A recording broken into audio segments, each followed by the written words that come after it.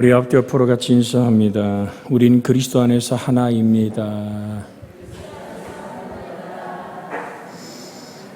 정말 주님과 내가 하나 되어 살아가는 것.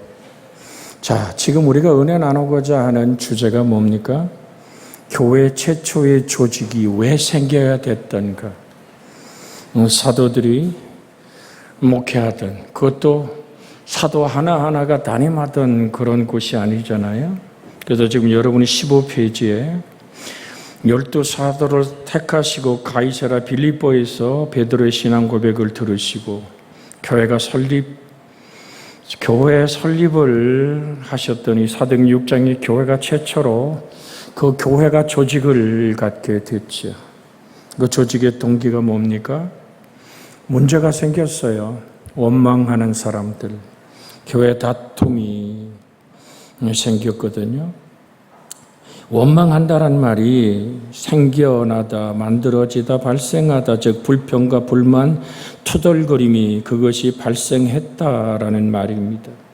그래서 이 원망하다란 말이 공귀스모스라는 이 헬라 원어는 70인 역에서는 애굽 출애굽한 이스라엘의 부패한 심성에서 정말로 자기 내면의 이기적 성향과 관습을 따라서 만들어낸 원망을 지시하기 위해 사용됐던 단어거든요. 그런데 누가복음을 썼던 누가가 사도행전을 써 내려갔잖아요. 자, 이제 우리가 교회 조직의 동기, 사도행전 6장은 교회 조직의 원형을, 여기에서 교회 조직의 원리 원칙을 찾을 수 있습니다. 교회는 조직한 동기는 4가지입니다. 자, 1번 같이 읽습니다. 시작. 교인이 증가하기 때문에 제자들이 점점 많아졌습니다. 이것이 교회 조직의 동기입니다. 점점 많아지는 교인을 관리하기 위해 조직이 필요했습니다. 교인 수가 적으면 조직이 없어도 진행할 수 있지만 날마다 증가하는 여러 계층의 사람들을 조직 없이 관리하거나 훈련할 수가 없습니다. 2번 읽습니다. 문제를 해결하기 위해 헬라파 유대인들이 히브리파 유대인들에게 자기네 과부들이 매일 구제하는 일에 소홀히 여김을 받았다고 불평을 말합니다. 헬라파인이란 헬라 문화에 익숙한 사람들로 습관과 생활이 다른 사람들 사이에 불평이 생긴 것이다. 부자와 가난한 자 사이나 유식한 자와 무식한 자의 사이에 이 지방 사람과 저 지방 사람들의 사이를 마귀는 항상 엿보고 있기에 때문에 강력한 조직이 없이는 문제를 해결할 수가 없다. 교회 분열을 막기 위해 성령의 사람인 12사도는 교회 조직을 제시한 것이다. 자, 2절. 우리가 금방 읽었던 2절에 있는 말씀, 사도행전 6장 2절을 봅니다. 12사도가 모든 제자를 불러 이르되 우리가 하나님의 말씀을 제쳐놓고 접대하는 일 삼는 것이 마땅하지 아니하니. 자, 그러면 사도들이 정확하게 지금 원인을 진단한 거거든요. 왜? 숫자가 많아지는 문제, 불평과 원망이 생기는 문제도 있겠지만 이 문제의 기본적인 이유가 무엇이냐고 했을 때 바로 사도들이, 사실 2절이 사도들이 이 초대교회의 조직을 왜 교회가 소란해졌는지를 진단한 겁니다. 이걸 직역하면, 그러니까 헬라 원어를 직역하면 이렇습니다. 그래서 여러분이 가지고 있는 공과는 여러분이 가지고 다니며 여러분의 이름을 쓰고 지금 이렇게 같이 은혜 나누는 것이 필요한 것은 거기다 노트에 적으면 됩니다. 책에다가. 자, 직역하면 그래서 12이 제자들의 무리를 불러서 말했다. 우리가 하나님 말씀을 소홀히 하고 식탁들에서 섬기는 것이 기쁘지 않다. 이게 사실은 원어적인 해석이거든요. 그러니까 12사도가 마띠아까지 12사도가 다시 다 같이 모여서 진다는 것이 뭐냐면 우리가 하나님 말씀보다는 식탁을 차리고 즉 식탁이란 말은 매일같이 먹고 살아야 되는, 자기 힘으로 더 이상 생활할 수 없는, 지금으로 얘기하면 사회보장제도 같은 거거든요. 그래서 교회가, 온 교회 교인들이 땅도 팔고 집도 팔고 다 그냥 들여놨어요. 교회다가 네 것 내 것 없이. 사실은 이 이야기가 지금 볼셰비키 혁명이 일어났던 막스 레닌이 주장했던 공산주의의 기초 이론이 돼버린 것입니다. 그러니까 공산주의를 만드는 오늘 볼셰비키 혁명을 일으켰던 모든 사람들은 신학자들입니다. 우리에게 목회자였단 말입니다. 그들이 공평한 사회를 만들겠다고 붉은 용의 사상을 가지고 공산주의가 바로 이 사도행전 6장 사도행전 그 공동체 속에서 출발해버린 거거든요. 그것을 인간화해서 만든 것이 공산주의입니다. 그렇게 이 말씀을 어떻게 보느냐에 따라서, 그러니까 말씀의 소홀함을 주장하는 것보다는 식탁을 섬기는 일에 우리는 정확하게 이 말씀 안에서 성경으로 돌아와야 될 줄로 믿습니다. 주님의 교회는 모든 지체가 자신의 공동체적 책임과 의무를 다할 때 든든해지는 겁니다. 그러나 주님의 교회가 가장 중시해야 할 책임과 의무를 다한다고 말한다면 그것은 당연히 하나님 말씀을 가르치며 그 말씀에 증인된 몫을 잘 감당해야 한다는 것입니다. 이 오늘 사도들의 진단은 정말로 성령이 역사하시는 것이고 교회가 어디로 돌아가야 되는지를 분명하게 말씀하고 있습니다. 그러니까 우리가 무엇을 하는 게 교회의 본질입니까? 또한 사역의 본질입니까를 여기서 또한 우리가 파악할 수 있거든요. 자, 에베소 1장 5절 6절의 말씀을 한번 같이 보겠습니다. 에베소 1장 5절 6절, 자 화면에 떴고 성경을 찾으면 같이 읽습니다. 그 기쁘신 뜻대로 우리를 예정하사 예수 그리스도로 말미암아 자기 아들들이 되게 하셨으니 이는 그가 사랑하는 자 안에서 우리에게 거저 주시는 바 그의 은혜의 영광을 찬송하게 하려 함이라. 자, 교회가 하나님의 말씀과 또한 말씀을 가르치고 말씀이 증인된 삶을 살아가는 이유가 뭡니까? 금방 읽었던 에베소 1장의 말씀처럼 하나님께 영광의 찬송이 되는 그 목적을 잃어버릴 때 교회는 문제가 생기는 겁니다. 자, 우리 앞뒤로 같이 인사합니다. 성경으로 돌아갑시다. 하나님 말씀 안으로 돌아가야 됩니다. 그래서 교회가 이 근본적인 것을 잃어버리면 교회는 흔들리고 원망과 다툼이 어둠은 끝없이 교회를 흐트러 놓으려고 그러잖아요. 여러분, 이걸 잊으면 안 돼요. 우리 교회도 머리 대신 그리스도, 우리가 그의 지체인 생명의 유기체입니다. 그래서 영적으로 조금 더 들여다보면 이 교회는 하늘에 속한 기관입니다.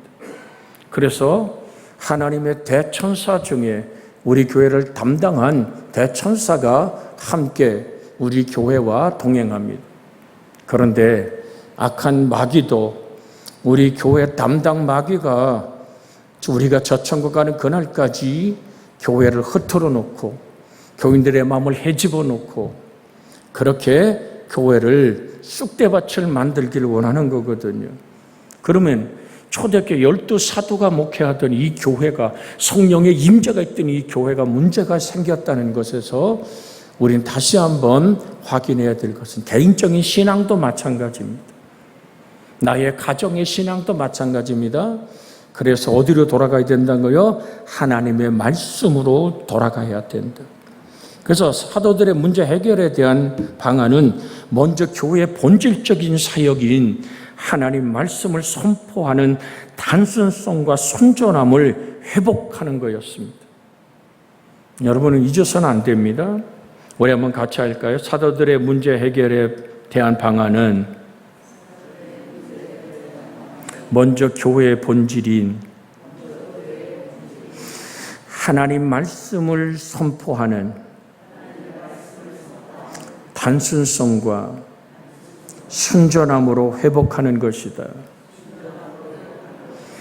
이 얘기를 우린 고린도 후서 2장 17절에서 한번 읽겠습니다. 고린도 후서 2장 17절. 고린도 후서 2장 17절 읽습니다. 성경을 펴놨으면 다른 말씀 갈 때까지는 화면을 두셨으면 좋겠습니다. 우리는 수많은 사람들처럼 하나님의 말씀을 혼잡게 하지 아니하고 곧 순전함으로 하나님께 받은 것 같이 하나님 앞에서와 그리스도 안에서 말하노라. 그러니까 하나님의 말씀을 혼잡게 해서는 안 된다는 얘기죠. 순전하고 단순하게 하나님께 받은 그 말씀의 살아계심이 우리를 붙들고 있는 것을 믿음이다 그럽니다. 늘 알잖아요. 믿음은 들음에서, 들음은 그리스도의 말씀으로. 그래서 하나님께서는 계시된 말씀을 통해 은혜를 주십니다. 하나님께 돌려드려야 될 영광의 크기는 들려진 하나님의 말씀의 무게와 같다고 말할 수 있습니다. 그러니까 하나님께 우리 영광과 찬송을 받으라고 오늘도 우린 찬양과 경배 속에서 하나님을 영화롭게 했죠. 하나님께 돌려드려야 될 영광의 크기는 오늘 하나님의 말씀에 들려진 하나님의 말씀의 무게와 같은 겁니다. 우리는 항상 그래서 그 시편 1편에 있는 말씀 여러분 암송하잖아요. 누가 복 있는 자죠? 악인의 길을 쫓지 않고 죄인의 길에 서지 않고 오만한 자 자리에 앉지 아니하고, 자, 그 2절이 뭡니까? 여호와의 율법을 출구하여 그 율법을 주야로 묵상하는도다. 자, 3절, 그 말씀이 시냇물을 이루어야 돼요. 그는 시냇가에 심은 나무가 철을 따라 열매를 맺으며 그 잎사귀가 마르지 아니함 같으니 그가 하는 모든 일이 다 형통하리로다. 그러니까 우리가 먼저 교회 어떤 일을 하든 어떤 선교에 어떤 조직 어떠한 상황이 벌어지더라도 그 모든 것을 붙들고 있는 반석 위에 지어진 집이 되어야 된다는 얘기예요. 내 말을 듣고 준행하는 자는 그 집을 반석 위에 지은 뭐와 같다고요? 지혜로운 사람과 같다 그랬잖아요. 자, 이것이 마태복음 7장에 있죠. 그러므로 누구든지 7장 24절 25절에 보면, 그러므로 누구든지 나의 이 말을 듣고 행하는 자는 그 집을 반석 위에 지은 지혜로운 사람과 같으니 비가 내리고 창수가 나고 바람이 불어 그 집에 부딪히되 무너지지 아니하나니 이는 주초를 반석에 놓은 까닭이요. 자, 여기서 얘기하는 반석은 뭡니까? 오늘 예수 그리스도죠. 그런데 그 그리스도가 우리가 어떤 모습으로 함께 하신다고요? 말씀의 모습으로. 그래서 24절이 나의 신앙의 반석이 되는 거예요. 그러므로 누구든지 나의 이 말을 듣고, 누구의 말씀? 예수 그리스도의 말씀을 듣고 영원한 생명을 얻은 자를 얘기하는 거죠. 그 집을 반석 위에 지은 지혜로운 사람과 같으니 하나님 말씀을 듣고 행하는 자. 우리 좀 눈이 이렇게 감기죠? 우리 옆에 사람하고 이렇게 쳐다보면 다시 한번 나눕니다. 하나님 말씀을 듣고 행하는 자. 시작. 이게 반석이라고요. 그 말씀이 나를 견인해 가는 거거든요. 그래서 어떤 상황이 벌어져도 반석 위에 지은 집처럼 하나님의 말씀을 듣고 그 말씀을 행하는 자. 오늘 그것이 여러분과 제가 신앙생활, 가정의 신앙을 지키는 것, 각 남녀 선교회, 구역구역들, 또한 찬양단도, 성가대도 목 위에 세워져야 돼요? 반석 위에. 그 반석이 뭐라고요? 살아계신 하나님의 말씀. 말씀이 육신이 되어 우리 가운데 거하신 아버지의 독생자의 영광이요, 은혜와 진리가 충만하더라. 기억하기를 원합니다. 자, 이제 그러면 다음 규절이 뭡니까? 사도행전 6장 2절에 접대한다는 말이 등장하죠. 접대를 일삼는 것이, 이 접대란 말은 구제란 말과 연결됩니다. 진정 인간의 영혼을 진실하게 사랑하는 마음으로 그 영혼을 향해 복음을 전함이 구제의 핵심이 되어야 한다는 말입니다. 왜냐하면 진정한 복음 전파보다 우선하는 구제는 없기 때문입니다. 여러분 꼭 기억하셔야 됩니다. 이 구제하고 나누고 섬기는 일, 교회가 마땅히 해야 될 일입니다. 그런데 진정 인간의 영혼을 진실하게 사랑하는 마음으로 그 영혼을 향해 복음을 전함이 구제의 핵심이 되어야 된다. 왜냐하면 진정한 복음 전파보다 우선하는 구제는 없기 때문입니다. 고린도전서 9장 16절에 있는 말씀을 보면 고린도전서 9장 16절에 있는 말씀에 이렇게 성경은 우리에게 말합니다. 내가 복음을 전할지라도 자랑할 것이 없으면 내가 부득불할 일입니다. 만일 복음을 전하지 아니하면 내게 정말 내게 화가 미칠 것이라는 복음 전파. 그러니까 이런 거예요. 자, 우리 대한민국에 선교사들이 들어와서 제일 먼저 한 것들이 뭡니까? 복음도 전했지만 학교 세웠죠? 병원 세웠죠? 여러분, 지금 세워진 이화여대나 오늘 연세대학이나 또한 세브란스 병원, 기독병원 해가지고 수많은 학교들, 중고등학교, 대학까지 모든 걸 세운 이유가 뭡니까? 그건 대한민국에 나누는 구제를 시작한 거거든요. 자, 구제가 화살 촉이라면 화살이 뚫고 들어갔을 때 뒤에 화살대는 복음이 돼야 됩니다. 그러니까 나누고 베푸는 것으로 끝나는 게 아니잖아요. 그리스도 예수 안에서 우리는 전해야 되는 거죠. 제가 이제 강릉 오늘 외국인 전도회를 우리 허장로님과 함께 이렇게 섬겨봅니다. 그런데 정말로 포장이 예쁜 건빵들, 때로는 바나나나 이런 거를 나눠주고 마스크에다가 하나님을 믿으라는 전도의 구절이 써 있는 마스크를 또 주는 거예요. 그러면 건빵만 받고 마스크를 안 받는 사람들이 생기면 안 되잖아요.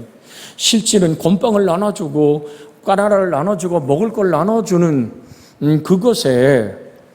그거로 끝나버리면 의미가 없잖아요. 전도에. 그래서 마스크는 안 봐도 된다 그럴 때 제가 따로 가서 마스크를 꼭 이렇게 줄 때가 있어요. 왜? 마스크에 적혀 있는, 한번 쓰려면 읽어봐야 되고, 매주 토요일마다 받는 마스크 속에 하나님은 당신을 사랑합니다라는 그 하나님의 그 사랑이 전달되어져야지만 그게 효과가 있잖아요. 그 비유를 제가 드리는 이유가 우리는 항상 교회가 무엇이 우선돼야 되는가, 또한 구제와 나눔도 포기해서는 안 되지만 그것이 우선돼서는 안 된다는 얘기죠. 그래서 초대교회는 모일 때마다 떡을 뗐다는 얘기가 성찬과 또한 그들의 식탁을 함께 나눴던 것을 볼 수 있습니다. 그래서 이제 우리가 벌써 저렇게 시간이 돼갑니다마는 자 3절 6장 3절 한번 읽습니다. 형제들아 너희 가운데서 성령과 지혜가 충만하여 칭찬받는 사람 7을 택하라. 우리가 이 일을 그들에게 맡기고 4절 우리는 오직 기도하는 일과 말씀 사역에 힘쓰리라 하니 이것이 정말로 교회가 회복되어지는 확실한 역사였습니다. 자, 이걸 직역하면 그렇습니다. 그러므로 형제들아 너희가 영과 지혜가 충만하다고 증거하고 있는 7사람을 너희에게서 택하라. 우리가 그들을 이 필요에 관해서 임명할 것이다. 그리고 우리는 기도와 말씀의 봉사를 굳게 계속할 것이다 라는 것이 직역하는 말씀의 해석입니다. 그러니까 하나의 헌신된 열매가 또 다른 헌신의 열매를 맺게 하듯이 주님의 교회는 헌신된 섬김을 드러내는 주의 제자들로 인해서 더욱 견고해지고 일체됨을 이루게 되는 것입니다. 오늘 이 말씀까지만 증거하고 다음 주에 하겠습니다마는 직분을 어떤 사람을 세웠느냐의 문제, 여기 분명하게 너희가 영과 지혜가 충만하고 라는 말씀으로 출발하지요. 성령과 지혜가 충만하여, 그러니까 그 전에 우리가 사도들의 헌신이 7 집사님들을, 교회의 일꾼들을 세우는 헌신으로 열매 맺어지는, 더욱 견고해지고 일체되어지는 자기의 직분으로 돌아가는 이 모습이 초대교회의 해결 방법이었고, 또한 우리의 교회가 교회될 수 있는 모범이 되는 줄로 믿습니다. 주님, 우리에게 사명을 다할 수 있는 말씀의 본질 안에 세워진 교회가 되기 원해서 합심하여 기도하기를 원합니다. 사랑하시는 아버지 하나님, 오늘도 주님을 의지합니다. 성령 하나님,